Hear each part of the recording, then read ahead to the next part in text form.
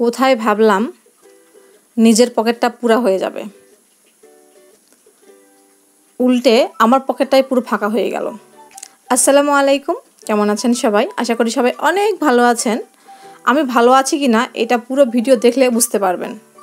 বাসায় বাজার শেষ, ভাবলাম সাহেবকে বলি।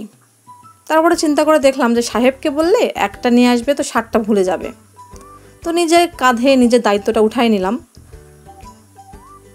আর ভাবছিলাম যে এই ফাঁকে নিজের পকেটে একটু পুরা করা যাবে। কোথায় আর পুরা করতে পারলাম, উল্টে পুরাটা বাঁশ হয়ে আমার পকেটটা ফাঁকা হয়ে গেল। সাহেবকে বাজার দেখাতেই সাহেবের মাথায় যেন আকাশ ভেঙে পড়লো, ওর হার্ট ব্রেক হওয়ার মতো অবস্থা।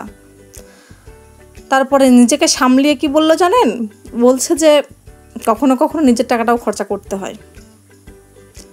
খেয়ে গেলাম তো পুরো ধরা। যাই হোক, সমস্যা নাই, নিজেকে সামলিয়ে নিয়েছি। অন্য কোনো দিন অন্য কোনোভাবে টাকাটাকে পূরণ করতে হবে। ভাবতে ভাবতে এই সময় তো চলে যাচ্ছে, সময় তো আর থেমে থাকবে না আমার জন্য। দুপুর হয়ে গেছে, রান্না করতে হবে। রান্না করার জন্য মুরগির মাংসটা বের করছি। এই মাংসটা আমি কাটি নাই, আমার দাদি শাশুড়ি কেটে দিয়েছে। আর কিভাবে কেটেছে দেখেন, রানের হাড্ডিটা যে একদম ভিতরে কেটে ফেলছে। আর এই যে ছোট ছোট টুকরা করছে, এই টুকরাগুলো কাটতে আমি বুঝতে পারছি না যে দাদির হাত ঠিক কতটা কাটছে। খাওয়ার সময় সাহেব বলছিল যে এত ছোট ছোট টুকরা করছো, তখন আমার বাবার কথাটা আমার মনে পড়ে গেল।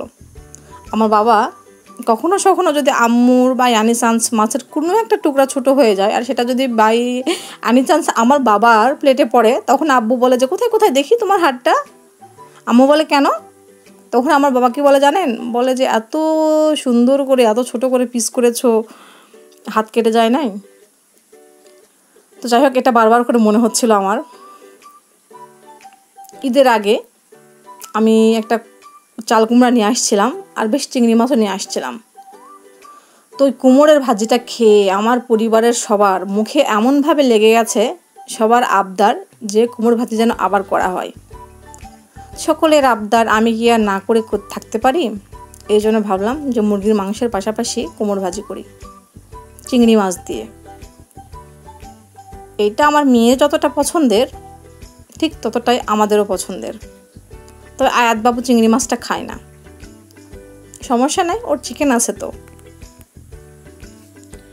এই কারণে আমি মশলাটাকে সুন্দর করে কষিয়ে নিয়ে এখানে ছোট ছোট চিংড়ি মাছ দিয়ে দেব।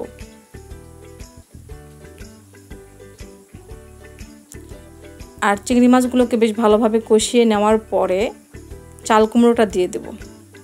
অবশ্যই চাল কুমড়ো কিন্তু আগে ধুয়ে নিতে হবে, মানে কাটার আগে।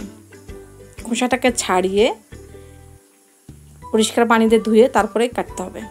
এতে করে কুমড়ো ভাজিটা অনেক ঝুরঝুরে হয়। আর এই কুমড়ো ভাজি করলেই না আমার একটা কথা বারবার মনে আসে, আমার একটা ভাইয়ার কথা। মানুষকে আপ্যায়নের জন্য সবসময় যে গরুর মাংস, খাসির মাংস বা অনেক সুন্দর সুন্দর আইটেম করতে হয়, এটা কিন্তু কথা না। আমরা যদি কাউকে আপ্যায়ন করতে চাই মন থেকে, আর তার জন্য যদি সামান্য কিছু রান্না করি আর সেটা যদি খুশি মনে হাসি মুখে খাওয়াই, তাহলে মনে হয় সেটা অনেকটা তার মন ছুঁয়ে যায় আর সে সেটা সারা জীবন মনে রাখে। তো এরকমই আমার বাসায় আমার মামা আর আমার একটা ভাইয়া, দূরসম্পর্কের ভাইয়া, বেড়াতে এসেছিলেন। আর তখন আমি তাদেরকে এই চিংড়ি মাছ দিয়ে কুমড়ো ভাজি করে খাওয়াইছিলাম, ডাল রান্না করে খাওয়াইছিলাম আর খাওয়াইছিলাম মুরগির মাংস। তো ওই ভাইয়াটা আমার সঙ্গে দেখা হলেই বলতো যে তোর বাসায় বেড়াতে যাব, কি খাওয়াবি? আমি যদি বলি যে গরুর মাংস বা আপনি যেটা খাবেন সেটাই, সঙ্গে সঙ্গে তার একটাই আবদার থাকতো যে চিংড়ি মাছ দিয়ে কুমড়ো ভাজি খাওয়াবি। তো যাই হোক, ভাইয়াটা এখন আর আমাদের মাঝে নাই। উনি ইহকালের মায়া ত্যাগ করে পরকালে চলে গেছেন। আল্লাহ ওনাকে জান্নাতবাসী করুন, আমিন। এই ফাঁকে আপনাদের জানা কথাটা আবার একটু স্মরণ করে দিচ্ছি। যদি আপনি এখন অবধি আমার ভিডিওটির সঙ্গে থেকে থাকেন, তাহলে প্লিজ ভিডিওতে একটা লাইক করে দিবেন, শেয়ার করে দিবেন আর আপনার মূল্যবান মতামতটি কমেন্টের মাধ্যমে জানাবেন। আপনি যদি আমার চ্যানেলে নতুন হন, তাহলে প্লিজ চ্যানেলটিকে সাবস্ক্রাইব করে দিবেন। আর আপনি যদি অলরেডি এই কাজটি করে থাকেন, আপনাকে অসংখ্য ধন্যবাদ। প্রায়শই অনেকেই বলতে শুনে থাকি আমি যে গ্যাসের রান্না নাকি ভালো হয় না। তাদের উদ্দেশ্যে আমি একটা কথাই বলবো যে গ্যাসের রান্নাটাও অনেক মজা হয়, যদি একটু সময় নিয়ে ধৈর্য ধরে করা যায়। গ্যাস ফুটে যাচ্ছে বলে তাড়াহুড়ো করে রান্না করলে তো সেই রান্নাটার টেস্ট হবেই না, তাই না? তো সত্যি এই যে আমার রান্নাগুলো হয়ে গেছে, আর সত্যি কিন্তু খেতে অনেক সুন্দর হয়েছে, অনেক মজা হয়েছে। যারা যারা আমার মতো চিংড়ি মাছ দিয়ে চাল কুমড়ো খেতে ভালোবাসেন তারা প্লিজ আমাকে কমেন্টে জানাবেন। তো আমি এখন মাহির জন্য খাবার রেডি করতেছি। ও নিজেকে আর কন্ট্রোল করতে পারছে না, বলছে তাড়াতাড়ি খেতে দাও। ওর বাবা এখনও আসে নাই, তো এই জন্য ওকে ভিন্ন করে খেতে দিয়ে দিচ্ছি। তো আজকে এ পর্যন্তই। সবাই ভালো থাকবেন, সুস্থ থাকবেন, সবার সুস্বাস্থ্য কামনা করে আজকের মতো এখানেই বিদায় নিচ্ছি। আল্লাহ হাফেজ, আসসালামু আলাইকুম।